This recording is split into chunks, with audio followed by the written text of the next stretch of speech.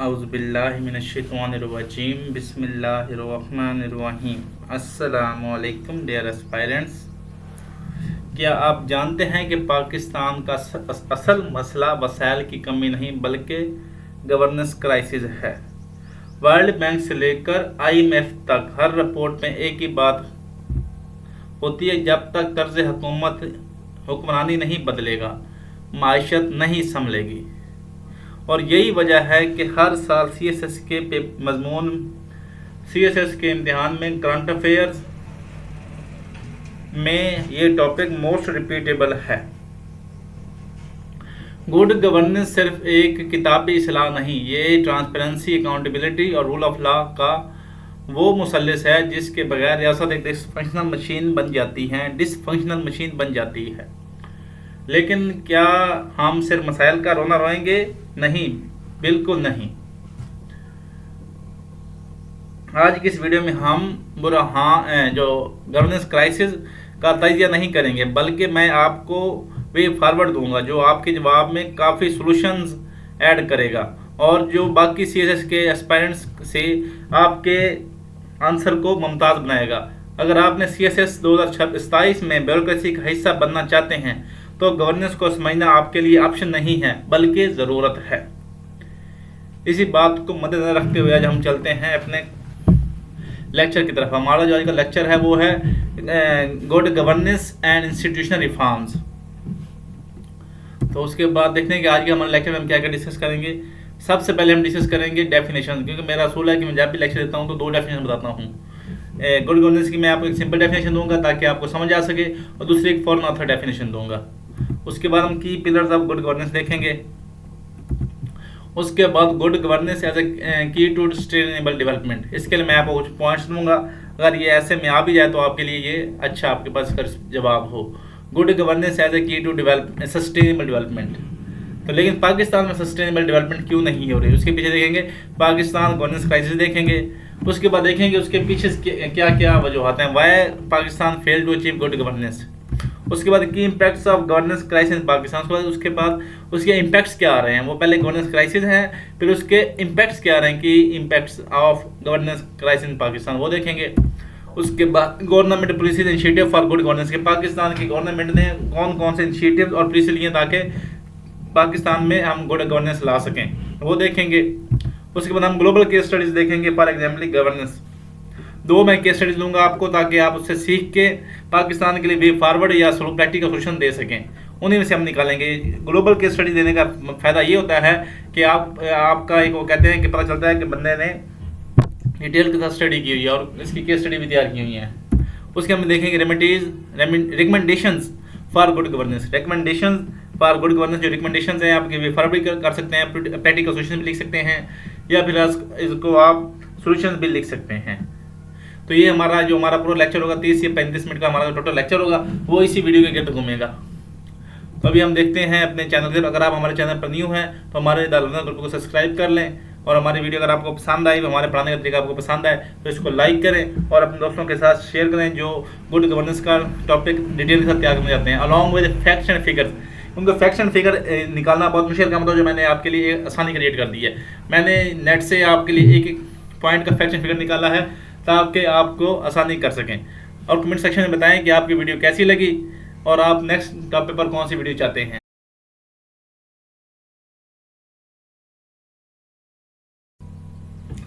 अभी हम चलते हैं अपने लेक्चर की तरफ। सबसे पहला जो हमारा कॉलम है वह definition of good governance. Simple definition: good governance means a system where institutions are accountable, transparent, efficient and work in public interest. System where institutions are accountable, transparent, efficient and work in the public interest is called good governance. ये होगी आपकी simple definition. अभी हम करते हैं world bank की definition. Good governance is the manner in which power is exercised in the management of country economic and social resources for the development. Manner in which power is exercised in the management of country economic and social resources for the development. Is called good governance. तो ये आपकी दो definition होगी, आप इसको note down कर लें या इसको 3-4 दफ़ा अपने नीचे टाइप कर दें कमेंट सेक्शन में, तो इससे इंशाल्लाह आपका वो याद हो जाएगी। Good governance is the manner in which power is exercise in the management of country economics and social for the development. ये हो गया आपके गुड गवर्नेंस सिंपल डेफिनेशन। अभी हम चलते हैं कि pillars of the good governance. जो सबसे पहला जो पिलर है गवर्नेंस गुड गवर्नेंस का वो है अकाउंटेबिलिटी। अकाउंटेबिलिटी से मुराद है कि स्टेट इंस्टीट्यूशन पब्लिक जो रिप्रेजेंटेटिव होते हैं और ब्यूरोक्रेसी को उनके अमाल के लिए जवाबदेह बनाना। मुस्सिर इफेक्टिव अकाउंटेबिलिटी करप्शन को कम करती है, जो इंस्टीट्यूशनल जो इफेक्टिवनेस को बढ़ाती है और पब्लिक इंटरेस्ट को फ़रोग देती है।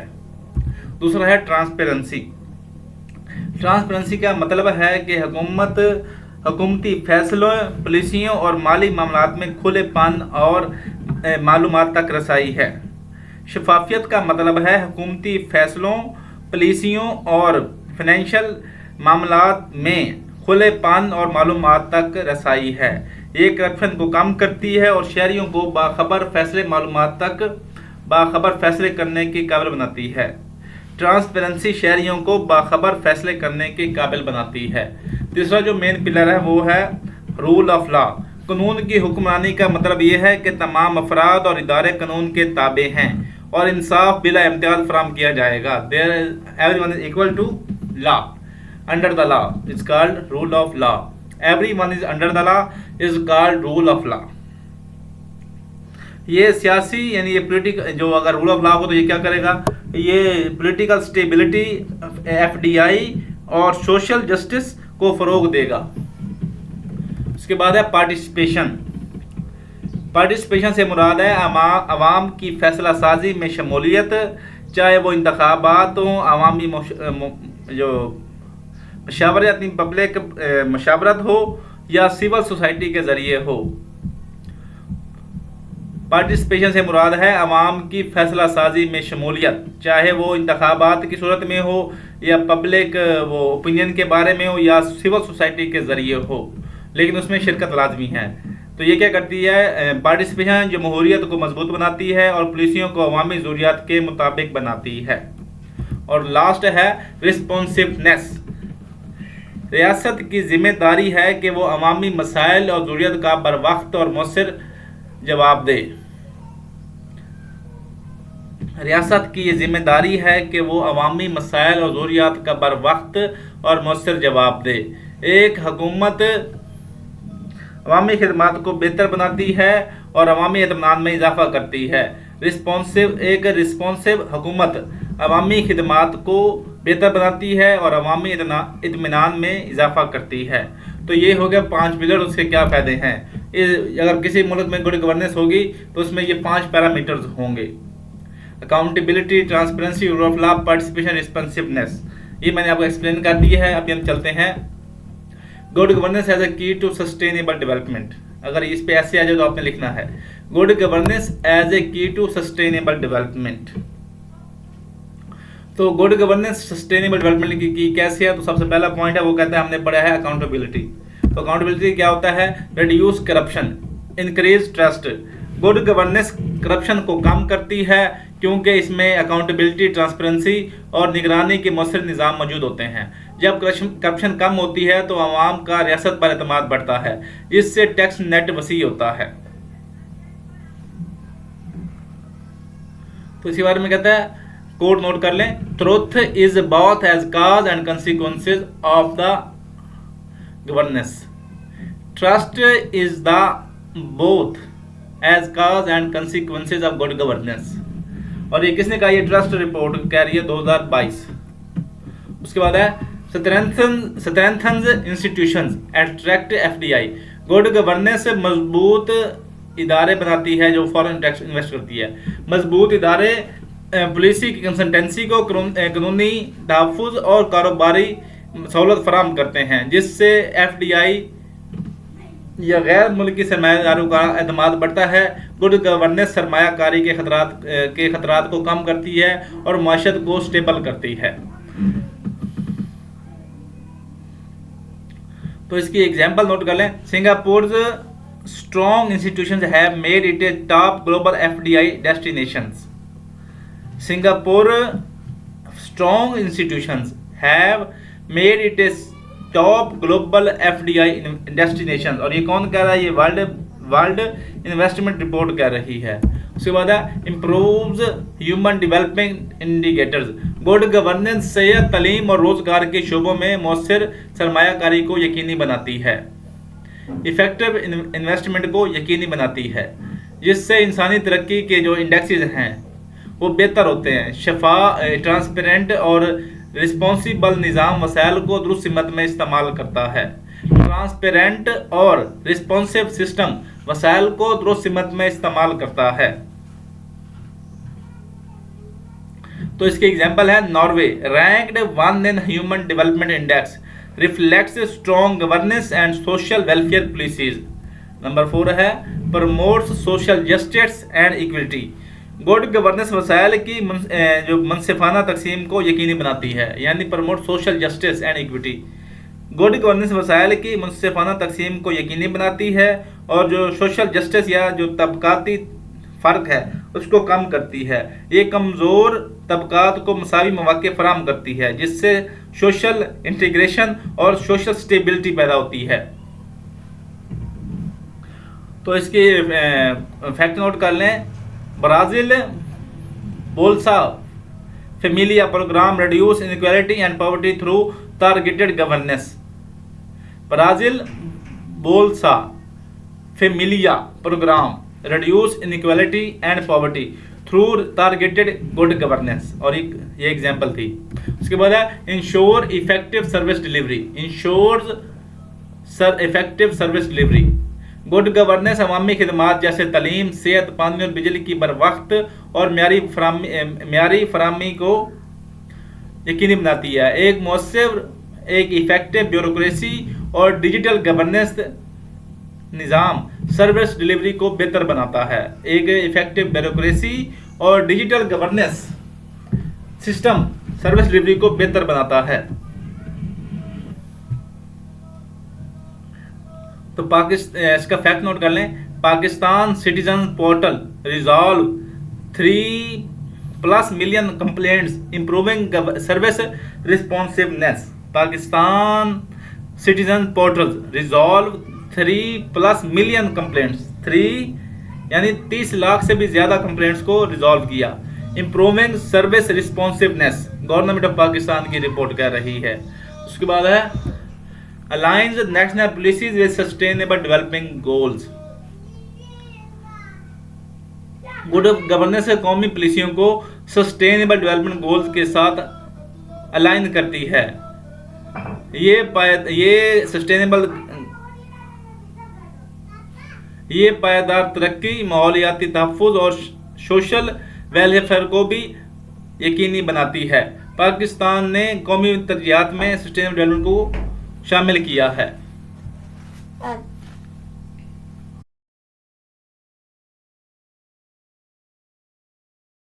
गवर्नेंस एज अ की टू सस्टेनेबल डेवलपमेंट है, लेकिन पाकिस्तान में गुड गवर्नेंस क्यों नहीं है और गुड गवर्नेंस क्राइसिस है, इसके बारे में हम बात करते हैं। अभी पाकिस्तान में सस्टेनेबल डेवलपमेंट क्यों नहीं है और वो डिस्कस करते हैं। सबसे पहला पॉइंट तो ये है कि पाकिस्तान में गवर्नेंस क्राइसिस है, गुड गवर्नेंस नहीं है। तो वो कैसे है? सबसे पहला point corruption in public institutions. Pakistan के सरकारी इदारों में करप्शन एक इंस्टीट्यूशनल मसला बन चुका है, जो वसाइल के ज़िया, पॉलिसी की नाकामी और अवामी एतमाद की कमी का सबसे बड़ा सबब बनता है। करप्शन तरक्याती मंसूबों को मुतासिर करती है और सरमायाकारी के माहौल को ख़राब करती है। इसके बारे में फैक्ट नोट कर लें। ट्रांसपेरेंसी इंटरनेशनल 2025 की रिपोर्ट के मुताबिक पाकिस्तान हैज़ 29 पॉइंट्स ओवर 100 कि पाकिस्तान 100 में से 29 नंबर हासिल कर चुका है। उसके बाद नेपोटिज्म इन ब्यूरोक्रेसी में नेपोटिज्म मेरिट के निज़ाम को कमज़ोर करती है, जिससे नाअहल अफराद अहम ओहदों पर आ जाते हैं। इसके नतीजे में जो फैसला साजी का म्यार गिरता है और इंस्टीट्यूशनल इफेक्टिवनेस मुतासिर होती है। तो इसमें के बारे में कोट नोट कर लें। Meritocracy is essential for an efficient civil service. Meritocracy is essential for an efficient civil service. और ये कौन कह रहा है? ये गवर्नेंस रिपोर्ट कह रही है, 2025 की रिपोर्ट। उसके बाद है जुडिशियल बैकलॉग। ये पाकिस्तान में गवर्नेंस क्राइसिस की वो रिप्रेजेंटेशन है। तो दूसरा है पाकिस्तान का जुडिशियल सिस्टम शदीद बोझ का शिकार है, जहां लाखों मुकदमात ज़ैर वो हैं सुनवाई हैं। ये जो ताख़ीर इंसाफ की फराहमी को मुतासर करती है और अवाम का एतमाद कम करती है। तो इसके बारे में कोड नोट कर लें। Justice delay is justice denied. और ये कौन कहता है? ये विलियम ई ग्लैडस्टोन कह रहे हैं। Justice delay is justice denied. और ये किसने कहा है? ये विलियम ई ग्लैडस्टोन ने कहा है। उसके बाद है energy crisis and circular depth crossing 2.6 trillion rupees 2024। Energy crisis और सर्कुलर डेप्थ पाकिस्तान की माशत के लिए एक बड़ा चैलेंज है। पोवर पॉलिसी लाइन लॉसेस और सब्सिडी के मसाइल ने इस बहरान को मजीद बढ़ा दिया है।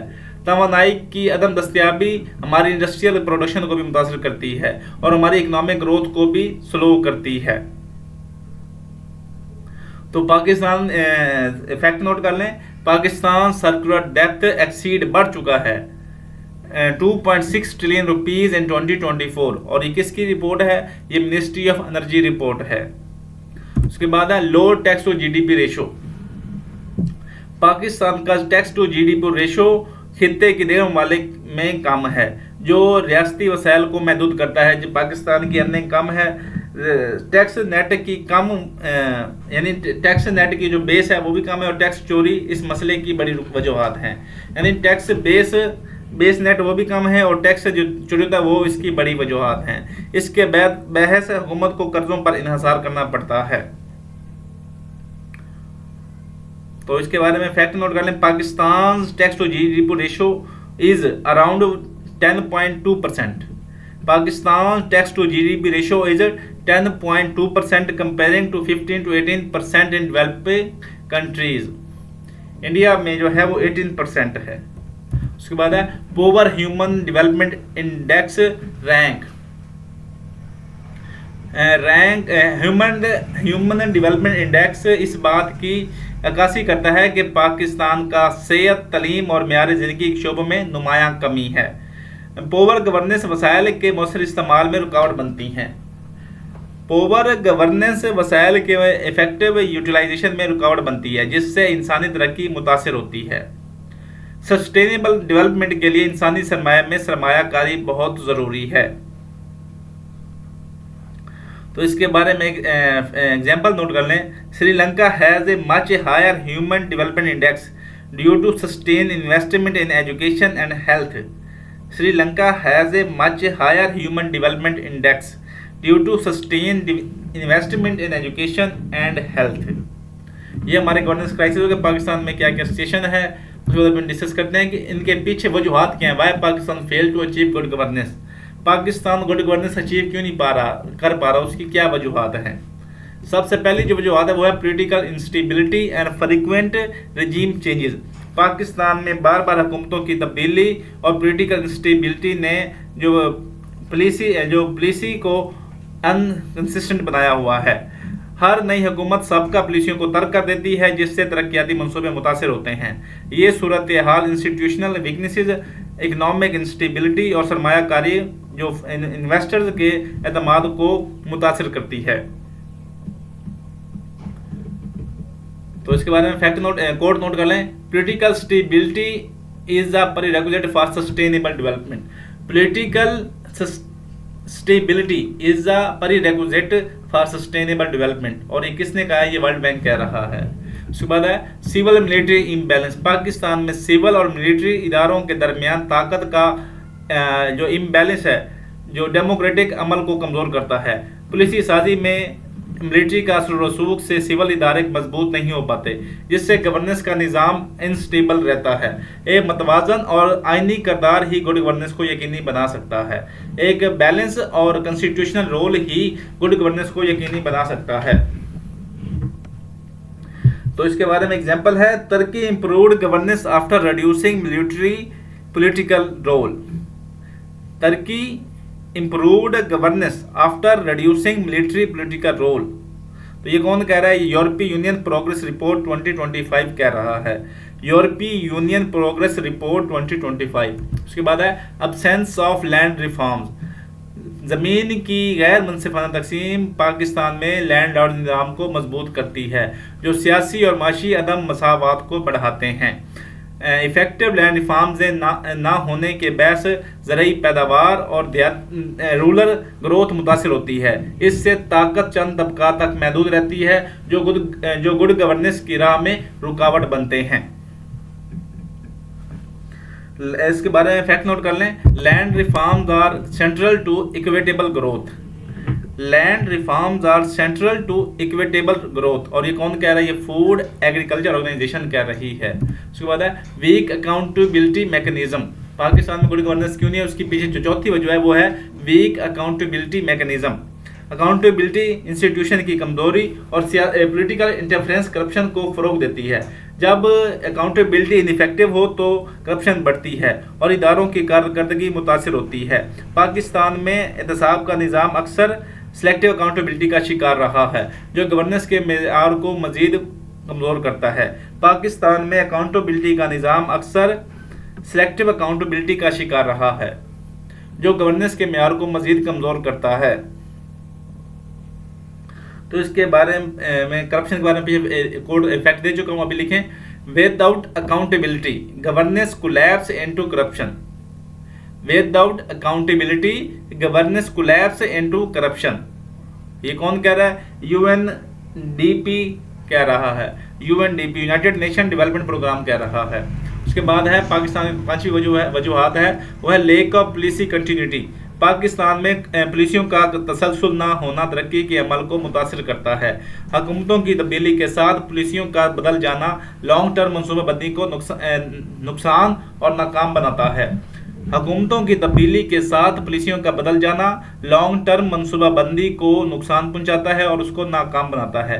इससे सरमायाकारी, इंडस्ट्रियल ग्रोथ और इंस्टीट्यूशनल स्टेबिलिटी मुतासर होती है, जो गुड गवर्नेंस के लिए नुकसानदेह है। तो इसकी एग्जाम्पल है China's long term policy continuity enable sustain economic growth. China's long term policy continuity enable sustain economic growth. उसके बाद है lead capture of resources. Bureaucracy में सुस्त रवि यानी रेड टेपिज्म, कम्प्लेक्स प्रोसीजर और गैर जरूरी कवायद फैसलासाजी को मुतासर करते हैं। ब्यूरोक्रेसी में सुस्त रवि, कम्प्लेक्स प्रोसीजर और गैर जरूरी कवायद फैसलासाजी को मुतासर करते हैं। इसके बहस अवामी खिदमात की फराहमी में तखीर और करप्शन के मौके बढ़ जाते हैं। एक इफेक्टिव, ट्रेंड और डिजिटल ब्यूरोक्रेसी ही गवर्नेंस को बेहतर बना सकती है। तो इसके बारे में कोड नोट कर लें, bureaucratic delays are a tax on development. Bureaucratic delays are a tax on development, और ये कौन कह रहा है? ये वर्ल्ड बैंक की रिपोर्ट कह रही है। तो ये 6 वजूहात हैं जिसकी वजह पाकिस्तान गुड गवर्नेंस अचीव नहीं कर पा रहा। अब हम देखते हैं कि इसके इम्पैक्ट्स क्या हो रहे हैं गुड गवर्नेंस ना होने की वजह से और गवर्नेंस क्राइसिस के होने की वजह से पाकिस्तान में कौन कौन से इम्पैक्ट्स आ रहे हैं। सबसे पहला है service delivery failure, poor public services and low government trust. कमज़ोर गवर्नेंस के बहस पाकिस्तान में सेहत, तलीम, पानी और टीएमए खिदमात का मेयार मुतासर होता है। नाकिस सर्विस डिलीवरी आवाम में बेचैनी और सियासत पर अदम एतमाद को बढ़ाती है। उसके बाद नंबर 2 है infrastructure deficit, ranked 105 globally इनएडिक्वेट infrastructure hinders development. Pakistan में इंफ्रास्ट्रक्चर की कमी इंडस्ट्रियल ग्रोथ, ट्रेड और रीजनल कनेक्टिविटी को महदूद करती है। जो नाकिस सड़कें हैं, तवानाई की यानी जो एनर्जी क्राइसिस है, लोड शेडिंग है और पोवर अर्बनाइजेशन की अर्बन प्लानिंग की वजह से माशी कमजोरी की रफ्तार को कम सुस्त कर देती हैं। ये वजूहात जो हैं हमारे इकोनॉमिक ग्रोथ को कमज़ोर कर देती हैं। उसके बाद है resource mismanagement, food energy water crisis due to poor policy implementation. Pakistan में खुराक, एनर्जी और पानी के मसाइल नाकिस पॉलिसी और पुअर इम्प्लीमेंटेशन और वसाइल के गलत इस्तेमाल की वजह से बढ़ रहे हैं। पाकिस्तान में खुराक, तवानाई और पानी की मसाइल पुअर प्लानिंग, इम्प्लीमेंटेशन और वसाइल के गलत इस्तेमाल की वजह से बढ़ रहे हैं। पानी की किल्लत, एनर्जी क्राइसिस और फूड इनसिक्योरिटी एक दूसरे से जुड़े हुए हैं। उसके बाद है institutional politicization. Bodies like NAB perceived as a partisan eroding credibility. इदारों की सियासी जो इदारों की है इंस्टीट्यूशनल पोलिटिकाइजेशन है, इनकी जो है गैर जानबदारी को मुतासर करती है, यानी कि इनकी जो है क्वालिटी को मुतासर करती है। जब एहतसाबी इदारे सियासी हथियार बन जाएंगे सियासी हथियार बन जाएंगे तो अवाम का एतमाद ख़त्म हो जाएगा और कानून की हुक्मरानी कमज़ोर पड़ जाएगी। पाकिस्तान में इंस्टीट्यूशनल पोलिटिकाइजेशन गवर्नेंस के मेयार को बुरी तरह मुतासर करती है। पाकिस्तान में इंस्टीट्यूशनल पोलिटिसाइजेशन गुड गवर्नेंस को बुरी तरह मुतासर करती है। नंबर 5 है weak coordination, fiscal and policy misalignment between federal and provinces. वफाक और सूबों के दरमियान कोऑर्डिनेशन की कमी पॉलिसियों के मौसर नफाक से रुकावट बनती है। ये गवर्नेंस कैसे इम्पैक्ट्स आ रहे हैं, वीक कोऑर्डिनेशन होती है इनमें, तो इसकी वजह से गुड गवर्नेंस नहीं है। जो इंस्टीट्यूशनल जो फिस्कल डिवीजन है या इख्तियारात के मसाइल तरक्याती मनसूबों को मुतासर करते हैं और जो कोऑर्डिनेशन के मसाइल 18वीं तरमीम के बाद भी बरकरार हैं जो गवर्नेंस के मेयार को मज़ीद कमज़ोर करते हैं। उसके बाद है development inefficiency, slow judicial process and poor investment climate undermines growth potentials. जो है स्लो अदालती निज़ाम और गैर यकीनी सरमायाकारी माहौल यानी uncertainty investment environment economic growth को मुतासर करते हैं। कारोबारी तनाज़ात के हल में तख़ीर सरमायाकारों के एतमाद को कम करती है। कारोबारी तनाज़ात के हल में तख़ीर सरमायाकारों के एतमाद को कम करती है। इसके नतीजे में इकनॉमिक एक्टिविटीज़ महदूद हो जाती हैं और तरक्की की रफ्तार सुस्त पड़ जाती है। ये हो गया इनकी impacts of governance crisis Pakistan. अभी हम देखते हैं कि गवर्नमेंट ऑफ पाकिस्तान ने कौन कौन से इनिशिएटिव और पॉलिसी ली हैं ताकि हम गुड गवर्नेंस इंश्योर कर सकें इन पाकिस्तान में। सबसे जो पहली है वो है digitalisation and performance management. Governance में शफाफियत और अकाउंटेबिलिटी के लिए डिजिटलाइजेशन अब बहुत ज़रूरी है। हुकूमत पाकिस्तान का नेशनल परफॉर्मेंस मैनेजमेंट सिस्टम और ई गवर्नेंस का फ़रोग सरकारी अफसरान की कारकर्दगी को जानने के लिए जदीद तरीके हैं। इसका मकसद ब्यूरोक्रेसी में सिक्योर टेन्योर का यकीनी बनाना है। इसका मकसद ब्यूरोक्रेसी में सिक्योर टेन्योर को यकीनी बनाना है ताकि सियासी मुदाखलत कम हो और ट्रेनिंग के जरिए पेशा वराना महारतों में इजाफा करके अवामी खिदमात की फराहमी को बेहतर बनाया जा सके।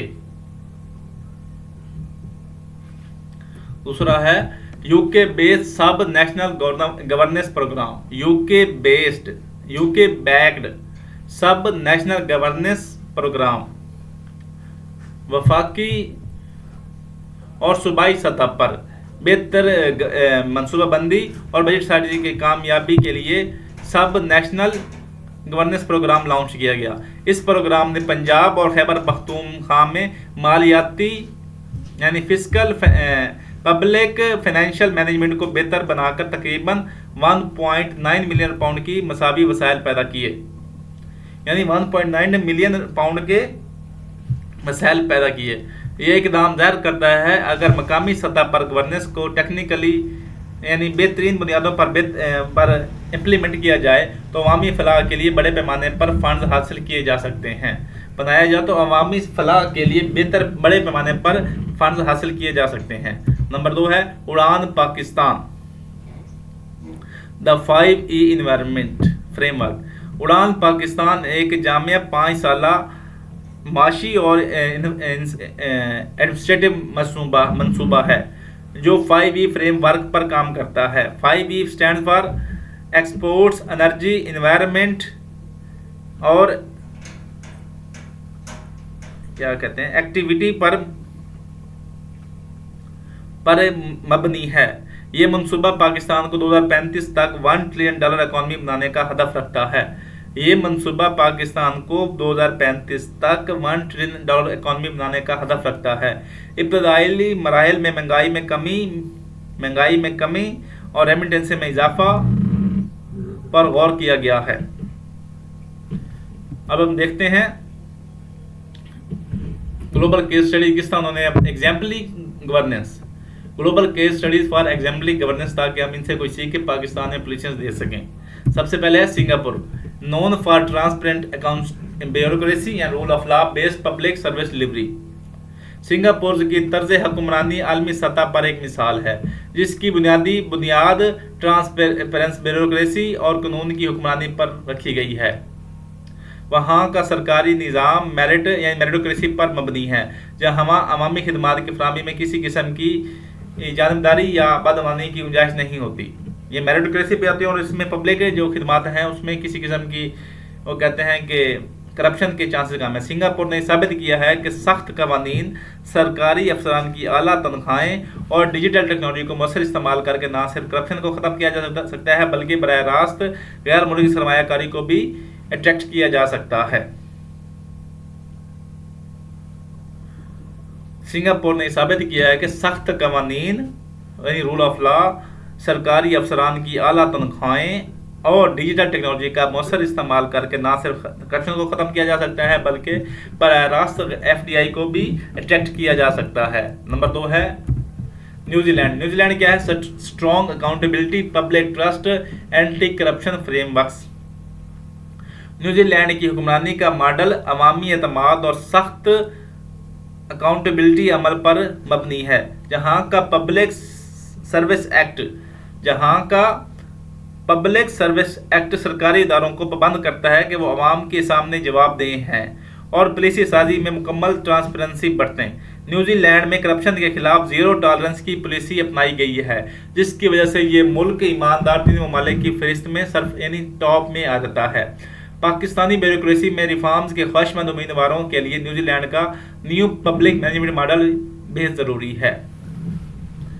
तो ये accountability, public trust, anti corruption framework के लिए उनकी ट्रांसपेरेंसी है और रूल ऑफ लॉ है। इन्हीं को देखते हम पाकिस्तान के लिए रिकमेंडेशन करते हैं। सबसे पहले है पाकिस्तान के लिए establish performance management system, link performance to promotion and reward. हुकूमती ढांचे में पेशेवराना महारत के फ़रोग के लिए परफॉर्मेंस मैनेजमेंट सिस्टम का क़याम बहुत ज़रूरी है। हुकूमती ढांचे में पेशेवराना महारत के फ़रोग के लिए परफॉर्मेंस मैनेजमेंट सिस्टम का क़याम बहुत ज़रूरी है। इसका मकसद सरकारी मुलाजमीन की तरक्की और मरात को सीनियरिटी की बजाय सॉलिड वो कहते हैं नताइज से जोड़ना ज़रूरी है।